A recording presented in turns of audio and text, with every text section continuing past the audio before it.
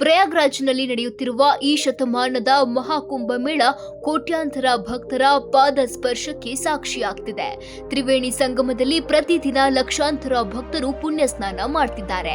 ವಿಶೇಷ ಕುಂಭಮೇಳ ಫೆಬ್ರವರಿ 26ರ ಶಿವರಾತ್ರಿಯಂದು ಮುಕ್ತಾಯವಾಗಲಿದೆ. ಮಹಾಕುಂಭ ಮೇಳ ಅದ್ದೂರಿಯಾಗಿ ನಡೆಯುತ್ತಿರುವಾಗಲೇ ಯೋಗಿ ಆದಿತ್ಯನಾಥ್ ಸರ್ಕಾರ ಮತ್ತೊಂದು ಮಹತ್ವದ ಹೆಜ್ಜೆ ಇಟ್ಟಿದೆ. ಉತ್ತರ ಪ್ರದೇಶದ ಜೈಲುಗಳಲ್ಲಿರುವ ಕೈದಿಗಳಿಗೂ ಮಹಾಕುಂಭ ಮೇಳದ ಜಲದಲ್ಲಿ ತೀರ್ಥ ಸ್ನಾನ ಮಾಡುವ ಭಾಗ್ಯ ಕರುಣಿಸುತ್ತಿದೆ. ಉತ್ತರ ಪ್ರದೇಶದ 75 ಜೈಲುಗಳಲ್ಲಿ ಸದ್ಯ 90,000ಕ್ಕೂ ಅಧಿಕ ಕೈದಿಗಳಿದ್ದಾರೆ. ಅವರಿಗೆಲ್ಲ ಬೆಳಿಗ್ಗೆ 9:30ರಿಂದ 10 ಗಂಟೆಯ ಒಳಗೆ ಗಂಗಾ ಜಲದಿಂದ ಸ್ನಾನ ಮಾಡುವ ವ್ಯವಸ್ಥೆ ಮಾಡಲಾಗ್ತಿದೆ. ಪುಣ್ಯ ಸ್ನಾನ ಮಾಡಿಸಲು ಕೈದಿಗಳನ್ನೆಲ್ಲ ಪ್ರಯಾಗ್ರಾಜ್ಗೆ ಕರೆದುಕೊಂಡು ಹೋಗ್ತಿಲ್ಲ. ಬದಲಿಗೆ ಪ್ರಯಾಗ್ರಾಜ್ನಿಂದ ಗಂಗಾ ಜಲವನ್ನ ಎಲ್ಲ 75 ಜೈಲುಗಳಿಗೆ ತಂದು ತೀರ್ಥ ಸ್ನಾನ ಮಾಡಲು ಅವಕಾಶ ನೀಡಲಾಗ್ತಿದೆ.